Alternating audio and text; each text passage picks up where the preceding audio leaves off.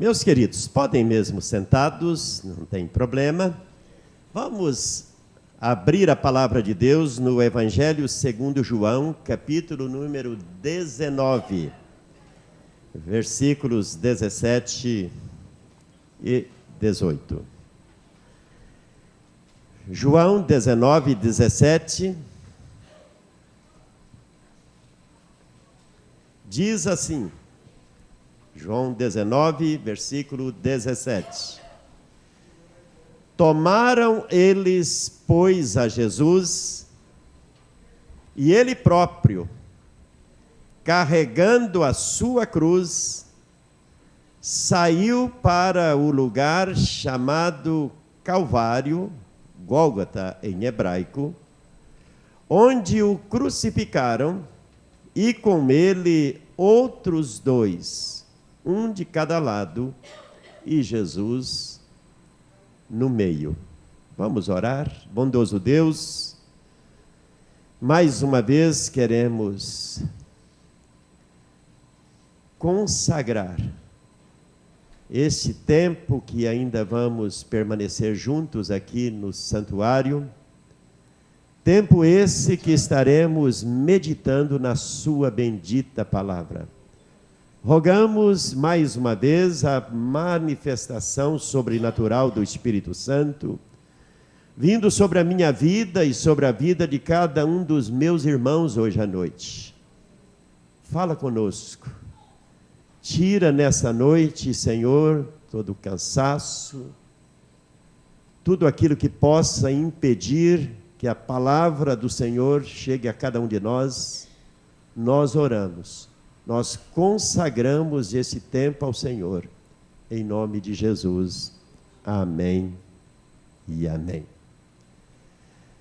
Bom, queridos, já fiz menção durante o culto que essa semana, na história da igreja cristã, ela é de suma importância. Não fique tão preocupado quanto o calendário, se foi no mês de março que Jesus foi à cruz, se foi não importa a questão muito da data. Só quero que nesta noite nós saibamos que este fato aconteceu numa semana.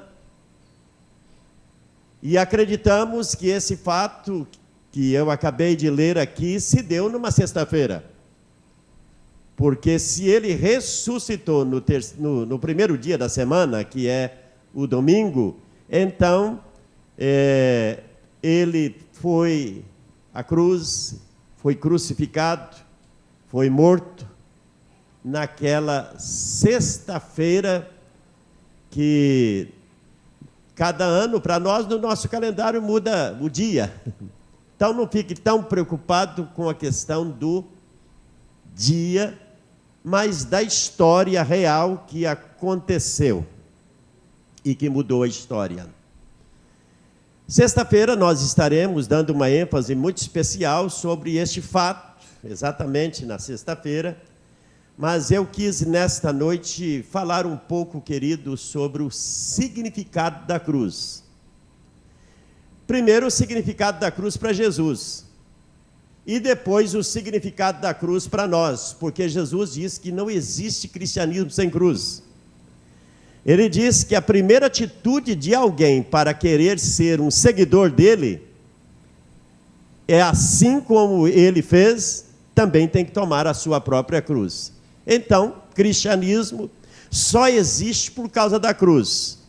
Primeiro porque Jesus, ele tomou a cruz. Ele carregou a sua própria cruz. O versículo que nós lemos hoje à noite diz: tomaram eles, pois, a Jesus, e ele próprio carregou a sua cruz. Quando ele disse: alguém quer me seguir, negue-se a si mesmo e tome também a sua própria cruz e venha após mim. Então, o cristianismo ele é cristianismo se tiver cruz. E hoje eu quero falar um pouco sobre o significado da cruz.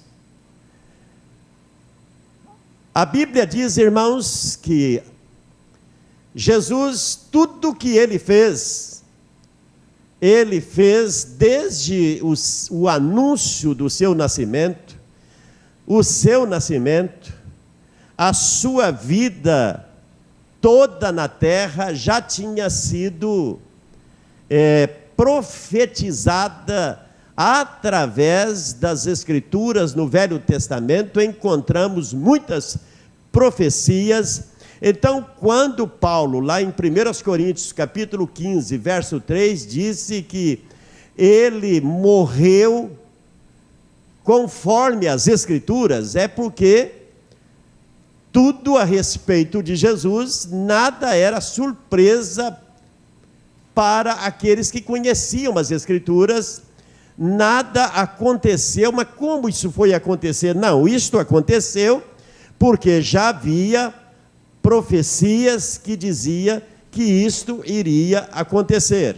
Então, a morte de Cristo, que mudou todo o contexto da história do antes e o depois, irmãos, tudo aconteceu para que se cumprisse as Escrituras. Mas o que significou para o próprio Cristo a cruz? O que significou para ele a cruz? Bom, irmãos, em primeiro lugar, a cruz em si mesma já é símbolo de morte. A cruz significava de fato que alguém,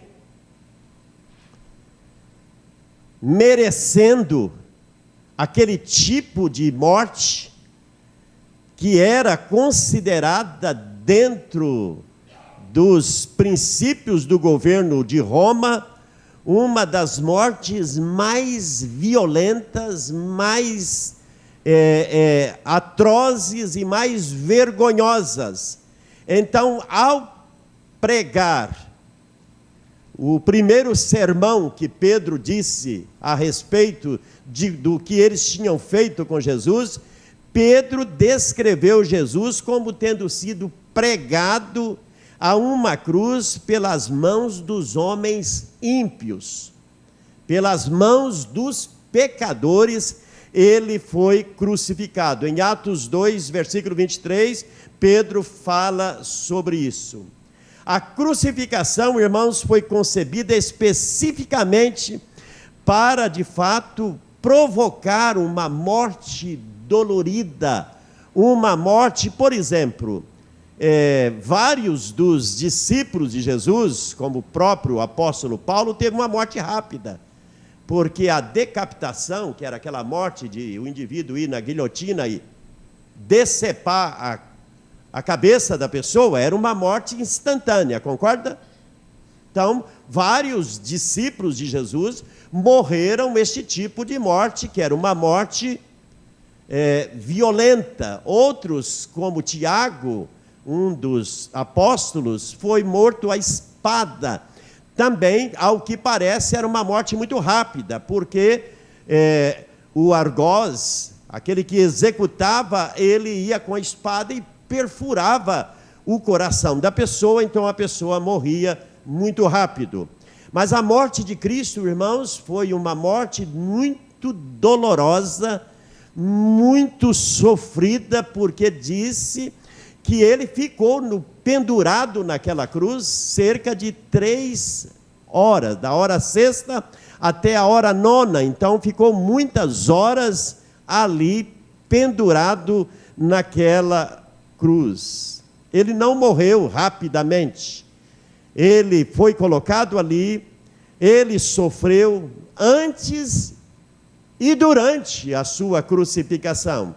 Para os irmãos que são leitores das Escrituras, sabem que ele passou a madrugada inteira, ele passou o dia inteiro nas mãos daquela turba violenta, ele sofreu açoites, ele sofreu todo tipo de escárnio, certamente ele foi espancado, chutado, humilhado, ele sofreu dores terríveis, como aquela própria coroa de espinho cravando a sua fronte, perfurando a sua fronte. Então a morte de cruz era de fato o símbolo mais sofrido que um condenado, um criminoso podia sofrer.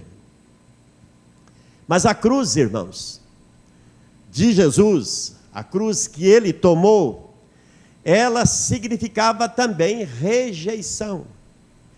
Ele foi rejeitado, irmãos, primeiro, quando Jesus iniciou seu ministério, a Bíblia diz que ele foi rejeitado pelos seus. Ele foi rejeitado por aqueles que Jesus foi assim criado, viveu durante a sua juventude toda. E Jesus viveu no meio de repente, quando ele desaparece por um tempo, fica vários dias fora, e ele retorna agora cheio do Espírito Santo, depois de ter sido batizado por João Batista, e ele volta para a sua terra. A Bíblia diz que a sua cidade foi a primeira a rejeitar. Jesus não pôde fazer milagre onde ele viveu, porque diz que ele foi rejeitado, ele foi recebido com incredulidade. Então, a vida de Jesus foi assim. Quando ele foi julgado, irmãos, ele foi rejeitado. A Bíblia disse que o que fizeram com Jesus foi ignorar tudo a respeito dele, todas as profecias que haviam a respeito de Jesus, eles rejeitaram. Quando tiveram, irmãos, olha aqui ainda no Evangelho de João, capítulo 19, verso 15, olha ali, João 19, verso 15, diz: eles, porém, clamavam, fora, fora, crucifica-o. Disse-lhes Pilato: hei de crucificar o vosso rei? Responderam os principais sacerdotes: não temos rei senão César. Quem disse isso? Os contemporâneos, os conterrâneos de Jesus. Quem disse? Foram os judeus. Você está entendendo? Eles trocaram o rei dos reis, eles trocaram aquele que veio para reinar por um tirano rei, que era o rei romano, o imperador romano. Não temos outro, César é o nosso rei. Você está entendendo? Então ele foi rejeitado pelos seus. A Bíblia disse que ele veio para os seus, mas os seus não o receberam. A cruz de Jesus foi de fato essa rejeição. Ele foi rejeitado. Jesus morreu, irmãos, como eu diria assim, o tipo de morte que Jesus sofreu, o tipo de condenação que Jesus sofreu, foi a mais humilhante da história. Ele morreu como um criminoso, sem nunca ter cometido pecado. A Bíblia diz que Jesus, durante toda a sua vida terrena, em tudo ele foi tentado à nossa semelhança, mas ele morreu imaculado. Mas ele morreu como pecador mais vil, mais sujo, mais imundo, não é? Quando ele estava pregado naquela cruz, quem estava do lado dele? 2 malfeitores. Em outras palavras, dizia: ali temos 3 malfeitores. O do meio é um deles. Então Jesus não morreu, irmãos, como a maneira como fizeram com Jesus era dizer: olha, você está nivelado com as cruzes das laterais, a cruz do meio nivelou com todos. Então Jesus morreu dessa forma humilhante. O santo morreu como um pecador, o santo morreu como alguém que merecia aquele tipo de morte. Romanos 3:25 disse que Jesus morreu. Vamos ver, Romanos 3:25. Jesus morreu de uma forma... Deixa eu achar aqui, Romanos 3. Já achou aí? Já colocaram no telão? Romanos 3, versículo 25 diz assim: a quem Deus propôs no seu sangue como propiciação mediante a fé para manifestar a sua justiça, por ter Deus na sua tolerância deixado impunes os pecados anteriormente cometidos. Então, a morte de Jesus, irmãos, ele foi exposto ali como um pecador. Jesus foi ridicularizado naquela cruz. Mateus 27:35 disse que eles zombaram dele, eles blasfemavam ao pé daquela cruz. Ele foi ridicularizado por pessoas que viram tudo que Jesus fez, pessoas que ouviram os seus ensinos, os seus milagres, receberam tudo da parte do Senhor. Ele morreu humilhantemente ali naquela cruz. A forma que a Bíblia descreve, irmãos, o sofrimento de Jesus e a sua humilhação. A palavra de Deus disse que enquanto Jesus estava naquela cruz, lá embaixo, aqueles soldados pegaram as suas vestes. Isso está na palavra de Deus.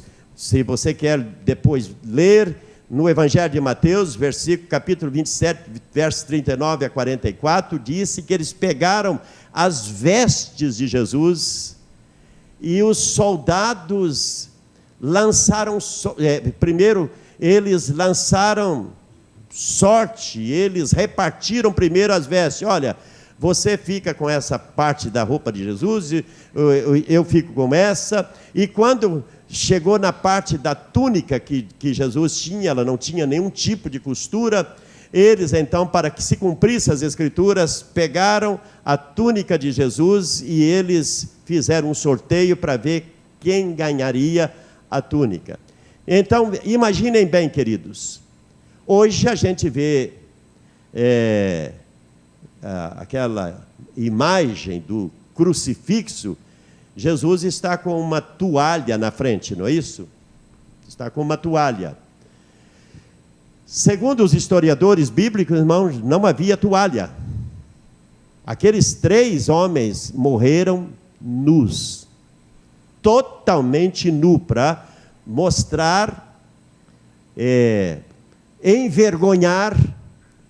Agora imaginem vocês a mãe de Jesus aos pés daquela cruz, vendo o seu filho, o santo, o puro, aquele que deixou a glória dos céus e veio e nunca cometeu dolo nenhum, pecado nenhum.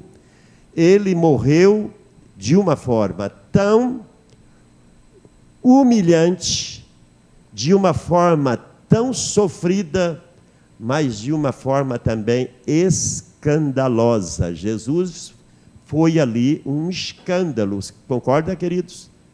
Imaginem a cena, ele totalmente nu naquela cruz, sendo ali blasfemado, sendo ali ouvindo impropérios, maldições, ouvindo tudo aquilo. Então, a morte de Jesus foi mais do que, irmãos, alguém ir à cruz e ser lá crucificado. Ele era santo. Ele foi, era e sempre será o Cordeiro Imaculado. Amém? Ele sofreu todo tipo de humilhação. A morte de Jesus, ela representava também rebeldia. A crucificação era reservada, irmãos, para pessoas que provocavam tumulto, para pessoas que provocavam revolta. A morte de cruz ela era considerada para criminosos que provocavam sedição, não é verdade? Jesus morreu como alguém que estava se rebelando contra o Império Romano. Já imaginou, queridos? Então Jesus morreu assim como alguém que estava se levantando contra César. Tudo que eles fizeram, as autoridades fizeram, manipularam a cabeça do povo, foi para que ele merecesse aquele tipo de morte, por ser alguém que estava tentando usurpar o direito de governo de César, não é? Fazer um tumulto, né? Pode ver, por exemplo, quando eles trocaram Jesus por Barrabás, o que diz lá em Marcos 15, verso 7? Marcos 15, 7. Havia um chamado Barrabás, preso com quem? Amotinadores, os quais em um tumulto haviam cometido homicídio. Esse Barrabás juntou uns lá para fazer um tumulto contra o governo, e nesse tumulto todo matou alguém. Então ele era um homicida, ele era alguém que estava provocando sedição, não é? E quando Pilatos achava na cabeça de Pilatos que eles jamais queriam ver um Barrabás solto, não é? Era um perigo para a sociedade. Então, quando ele disse, agora eu vou perguntar se eles querem que eu solte Jesus ou solte Barrabás, lógico que eles vão escolher o Barrabás, só que não. Escolheram, então Jesus foi considerado, não é, pior do que Barrabás, porque diziam que ele estava levando o povo a se revoltar contra César. Jesus, irmãos, jamais iria usar e jamais ele iria... Lembra quando ele foi preso?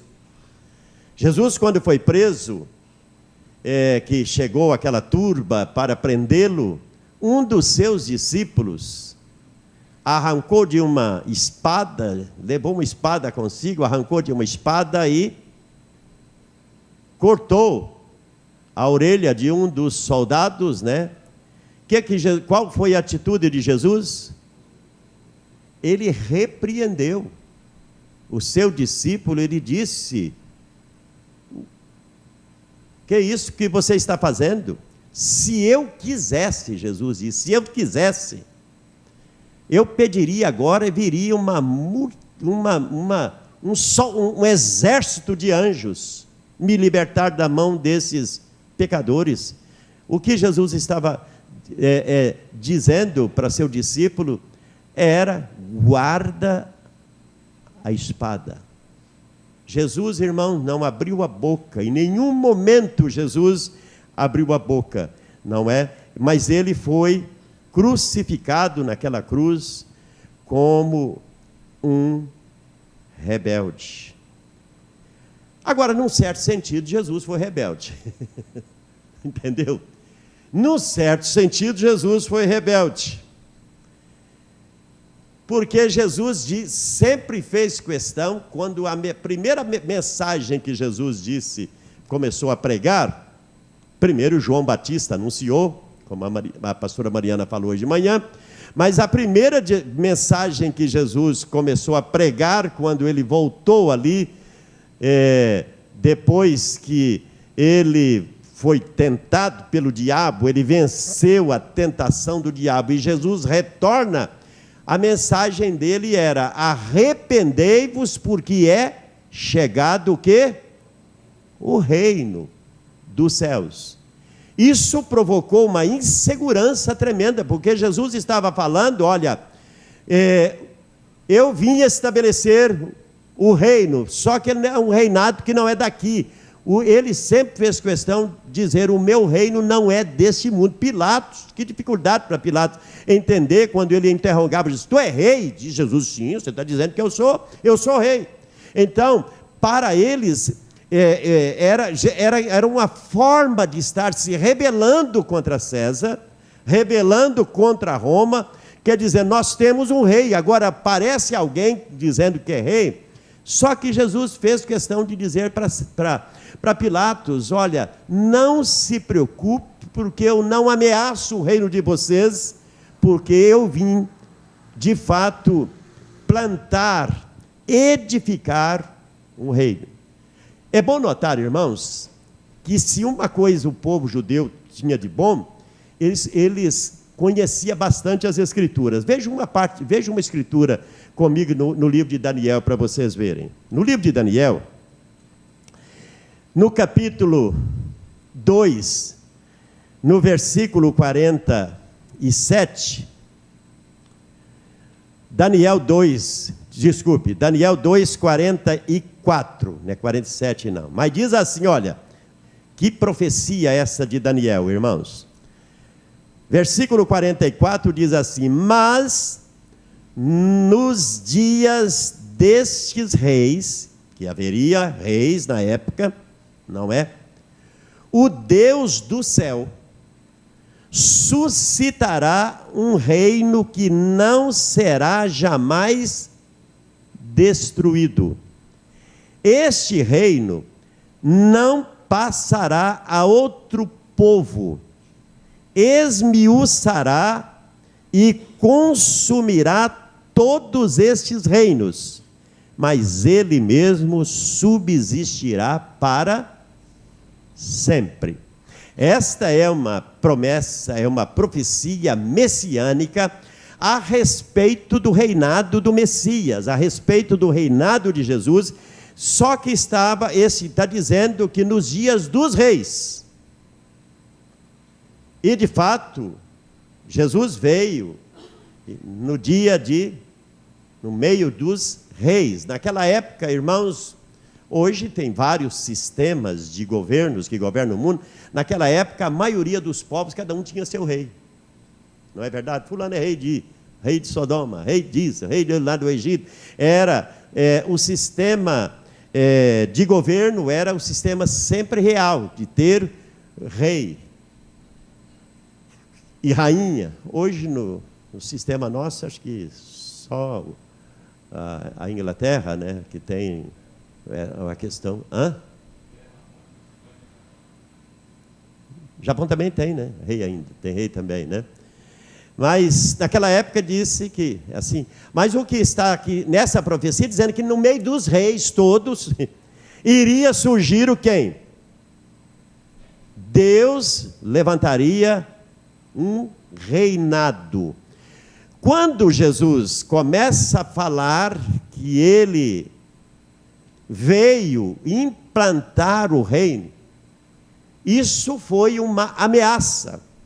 Se sentiram ameaçados, inseguros, porque desde aquele momento que, por exemplo, Herodes ouviu aqueles magos perguntar, onde está o recém-nascido rei? O que o homem sentiu?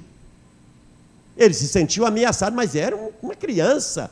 Mas ele sentiu que o seu trono estava ameaçado.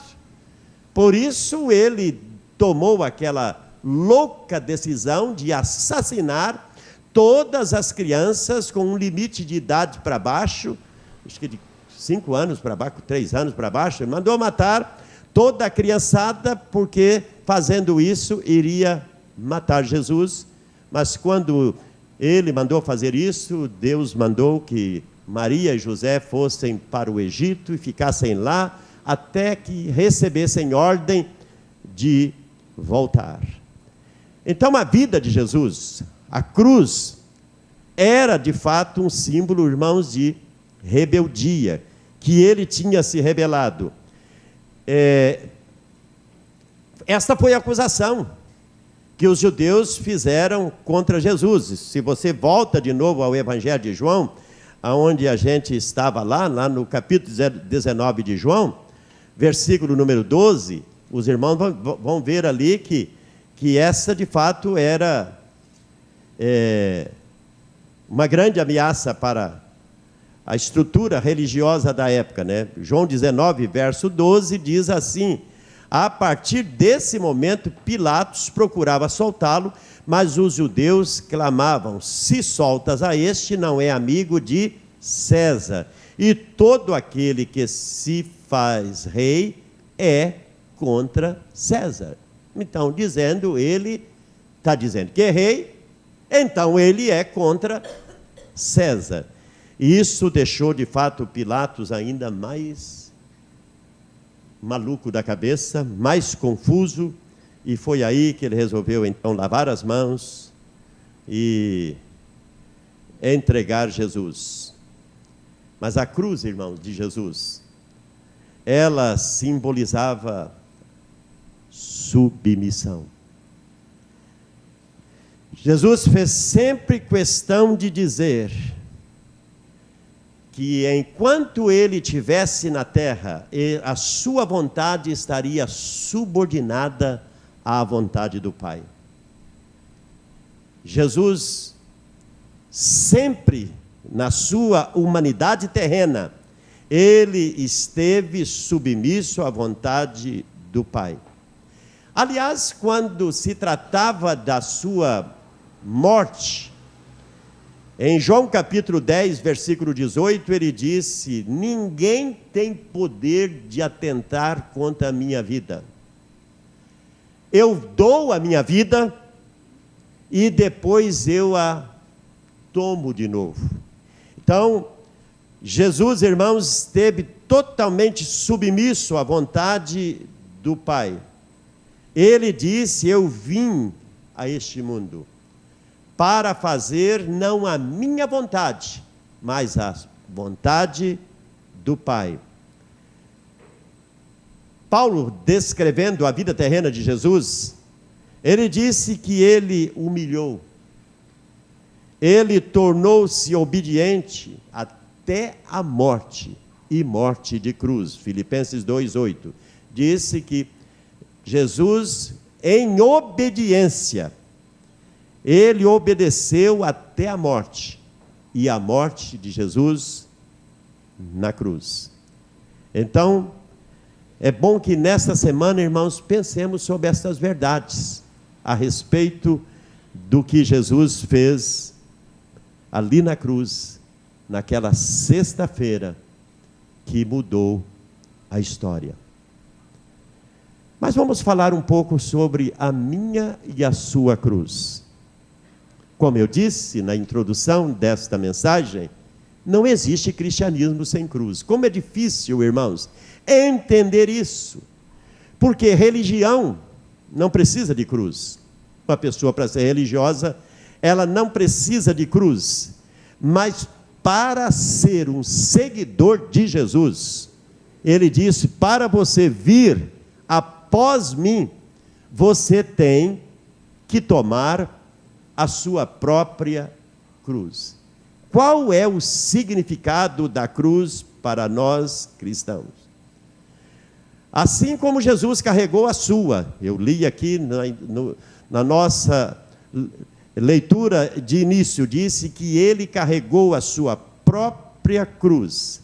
Ele diz assim: olha, se alguém quer vir após mim, se alguém quer se tornar meu seguidor, meu discípulo, ele fala em Lucas capítulo 9, versículo 23, ele diz: se alguém quer vir após mim, renuncie-se a si mesmo, tome a sua própria cruz e siga-me. Cristianismo, irmãos, significa morte. Como, pastor? Sim. Não existe cristianismo sem morte. Que morte é essa?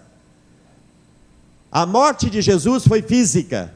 Ele morreu para que se cumprisse ali a nova aliança, que ele disse que a nova aliança, ela não seria escrita em tábuas, em pedras, em papéis.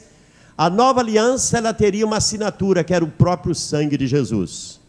Ele disse: este é o sangue da nova aliança. Então a morte de Jesus foi literal, foi morte física. O derramamento do sangue de Jesus aconteceu. Mas ele disse: olha, para alguém ser meu discípulo, tem que tomar a sua própria cruz. Então a cruz significa morte, crucificação, significa a morte do meu eu, a morte da minha vontade, a morte de tudo aquilo que eu quero, para que não mais a minha vontade, mas seja feita a vontade do Senhor. A Bíblia diz que somos unidos com Ele na semelhança da sua morte. Uma das mais lindas figuras do batismo com água, o batismo por imersão, que está lá no livro de Romanos, capítulo 6, versículos 3 a 5, diz que nós somos sepultados com Ele na sua morte. Se alguém é sepultado, tem que estar morto, concorda? Sepulta vivo. Então diz que nós somos sepultados juntamente com Ele na sua morte, para que assim como Ele ressuscitou, Ele vive, nós também vivamos em novidade de vida. Eu gosto sempre de dizer que o batismo por imersão, ele tem esta, eu diria assim, esta alegoria, ele tem este ensinamento que para mim é muito lindo. Quando alguém é batizado, se ele de fato entregou, renunciou tudo de pecado, sua vida, ele verdadeiramente nasceu de novo, quando ele é batizado, ele está dizendo: eu estou aqui dizendo que eu estou sendo sepultado juntamente com Cristo na sua morte, assim como Cristo morreu. E quando a pessoa retorna das águas do batismo, ele está tão somente dizendo: eu quero viver uma vida nova. Amém, queridos? Então, para mim, a cruz minha e sua, ela começa com a nossa morte. Alguém tem que entender que não há cristianismo sem cruz, e cruz significa morte. Oferecemos a Ele diariamente um sacrifício vivo. Então a morte do cristão, ela é diária. Todos os dias eu tenho que dizer: eu estou na cruz, eu já morri para o mundo. O mundo, para mim, eu não vivo mais para esse mundo. Romanos 12, 1 diz assim: rogo-vos, pois, irmãos, pelas compaixões de Deus, que apresenteis os vossos corpos como o quê? Sacrifício, o quê? Vivo, santo e agradável a Deus. Então, todos os dias, eu estou dizendo que eu estou na cruz, que eu morri, que eu ofereço para Deus, não mais um sacrifício literal de morte física, mas morte espiritual. Todos os dias eu tenho que fazer isto na minha vida. Mas, segundo Apocalipse capítulo 2, verso 10, diz o seguinte, irmãos, que ainda que eu e você tenhamos que, em confissão a nossa fé, pagar com a própria vida, nós temos que também saber que, se for necessário, porque somente aquele que for fiel até a morte pode herdar a coroa da vida. Fidelidade diária, fidelidade constante em seguir a Cristo. Morte. Se para Jesus a cruz era a morte, ele disse: olha, para você me seguir, você tem que morrer. Tomar a sua cruz diariamente. Mas significa também, irmãos, rejeição. Se formos seguir a Cristo, devemos esperar ser rejeitado pelo mundo que a gente vive nele. Jesus disse: olha, no mundo vocês vão ser rejeitados, mas não preocupe que eu fui também. No mundo vocês vão ser às vezes odiados por causa do meu nome. No mundo vocês vão serem perseguidos, mas alegrem-se por isso, porque eu venci e ajudarei vocês a vencer. João, escrevendo a sua primeira epístola, no capítulo 3, versículo 1, ele diz o seguinte, que o mundo, se você é uma pessoa verdadeira, não estou falando de religioso, crente, cristão, convertido, lavado, purificado pelo sangue do Cordeiro, um cristão de cruz, você é um desconhecido no mundo. Jesus, irmão, viveu no mundo, e ele disse: eles não são do mundo assim como eu, Pai, não sou. Por isso, livra-os do mal. Nós somos, irmãos, na terra. Se o mundo gosta da gente, o mundo, que eu digo o mundo do mal, o mundo dos prazeres, o mundo do pecado, o mundo que odeia a Deus, ele ama você e você gosta desse mundo, a Bíblia disse que você ainda é do mundo e não de Jesus. Porque é impossível alguém, de fato, confessar a Jesus, tomar a cruz, se identificar com Ele, ser parecido com Ele, e ainda assim o mundo for prazeroso. Sempre pense nisso. Você está no mundo, mas você não é do mundo. Você vai ser rejeitado. Pode notar, quando eu falo assim da minha vida, das minhas experiências de viver, irmãos, muda de repente. Você está conversando, há pouco tempo atrás eu estava, não sei se no supermercado, onde foi, no lugar, assim, eu estava lá na Nissan, levei meu carro para fazer revisão e disseram que não ia demorar tanto, questão de 1h e 10, falei, vou em casa não, ficar por aqui mesmo. Aí tinha um outro senhor também lá. Nossa, o homem era bom de papo. E ele foi, papo para lá, papo para cá, e de repente ele foi, fomos chegando próximo só Deus me deu a oportunidade de testemunhar a minha fé no Senhor, quem sabe, é uma oportunidade desse senhor ouvir, mas até que o assunto chegou em questão religiosa, ele era muito religioso, mas quando eu revelei-me que eu era um cristão, evangélico, irmãos, o semblante do homem mudou, estranho, ele já logo arrumou uma desculpa ali, eu vou ver se o meu carro está pronto. Irmão, então, nossa, estava tão bom o papo. Agora o homem disse que foi ver se ia lá ver se o mecânico já tinha terminado o carro da pessoa. Interessante. Isso acontece. Porque, de repente, está entendendo? Você começa... Eu tenho um senhor, talvez da minha idade, que faz academia comigo. Eu estou só dando uma... a maioria das pessoas sabem ali que eu sou pastor, mas ele é novo lá, e eu percebi que ele é um velho. Você tem uns velhinhos de cabeça suja? Não tem? O velhinho, irmão, de cada 10 palavras, 9,5 é porcariada. E ele percebe que eu não reajo favorável a nada daquelas besteiras que o velhinho faz.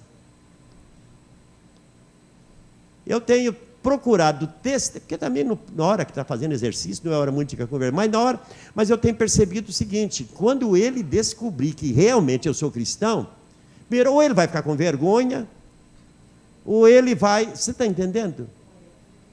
Correr de mim. Ou normalmente corre de você. porque isso vai acontecer. Porque a maioria ali, temos uma turma de quase umas 40 pessoas, né, Nilza? A turma nossa é grande, e é mais ou menos metade de homem, metade de mulher. Mas tem um velhinho, eu digo, nossa, dessa idade aí, depois de 70, a cabeça dele ainda é só besterol, entendeu?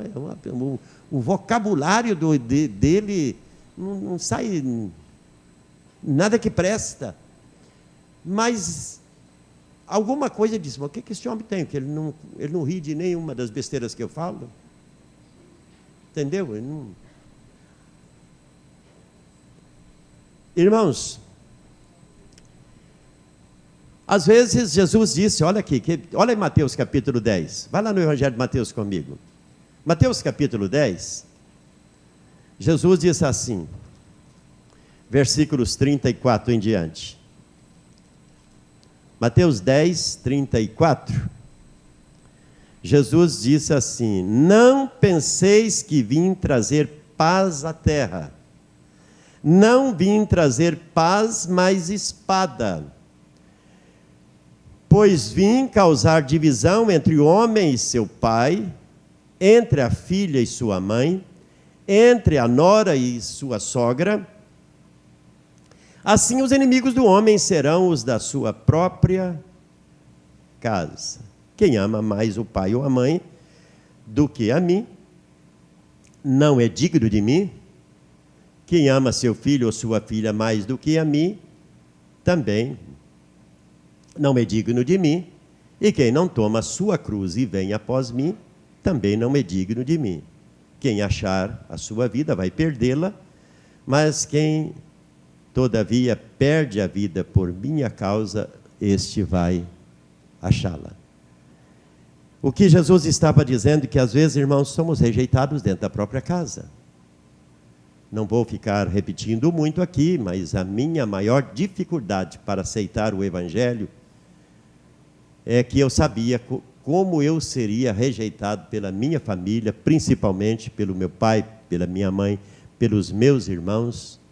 Eu sabia como eles reagiriam contra a minha pessoa. E, de fato, Nilza viu a cena do dia que eu me revelei a meu pai que eu era agora um crente.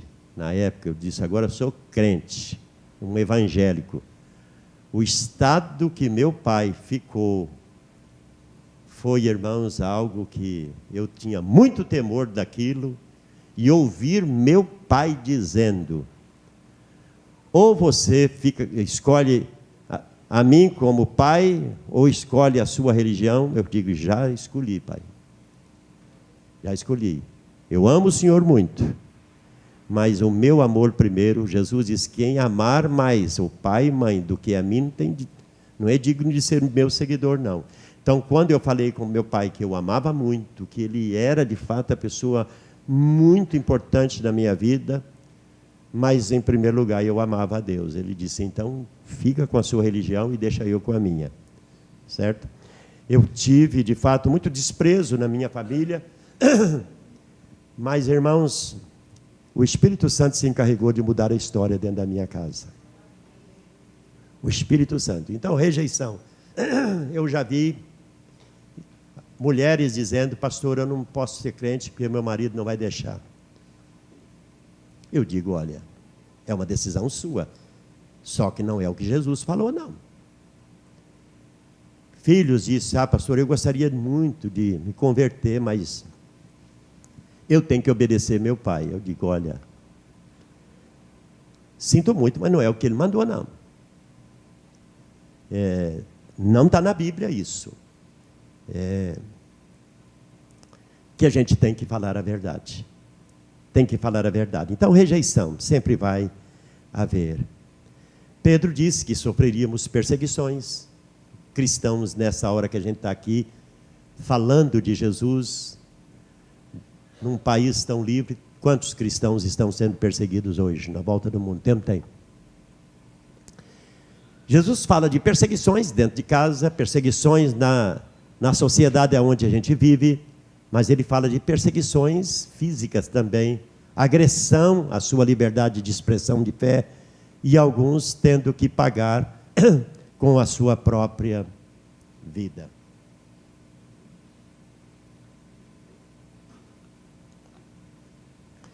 Mas, irmãos, a cruz também nossa significa humilhação. Não só vamos ser rejeitados, mas nós muitas vezes seremos insultados, ridicularizados, humilhados, porque isso está na Bíblia.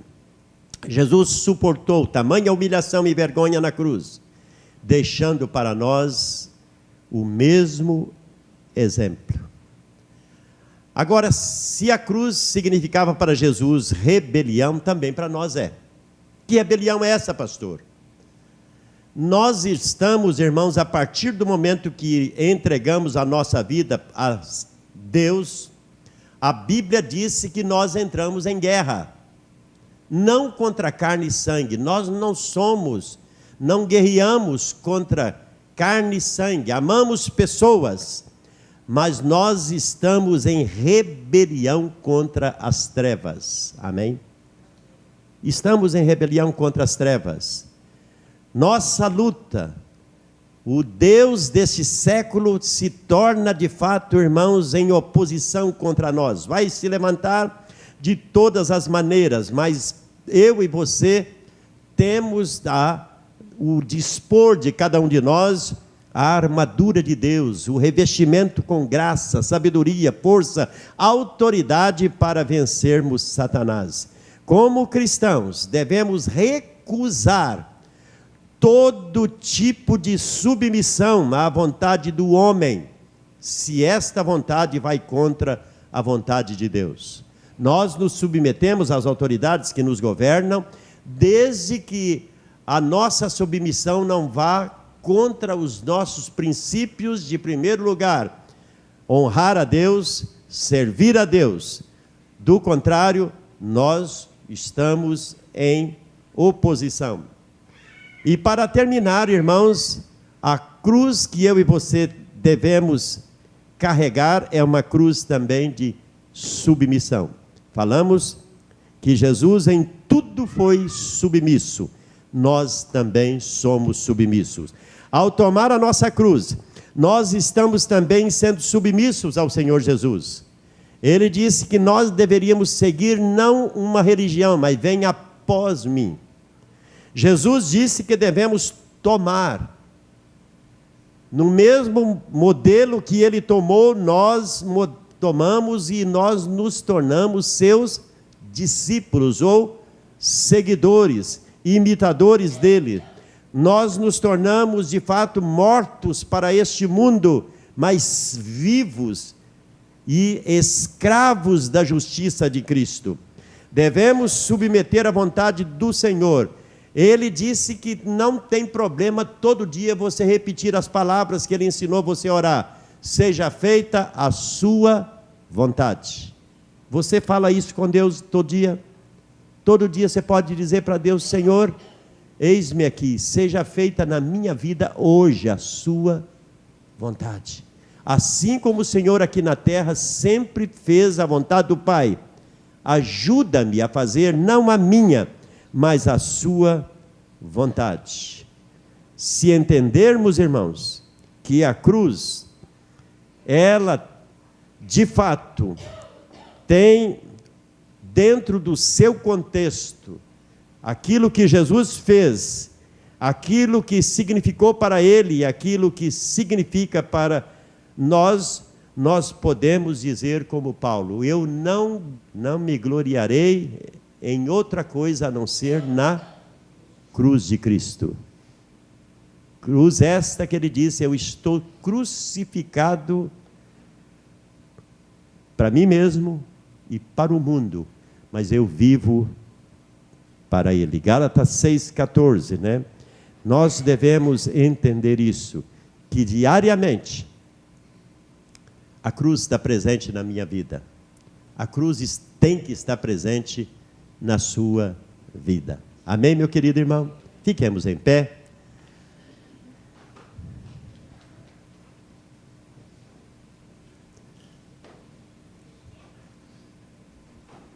Nós vamos, neste momento, orar a Deus. Fecha seus olhos aí.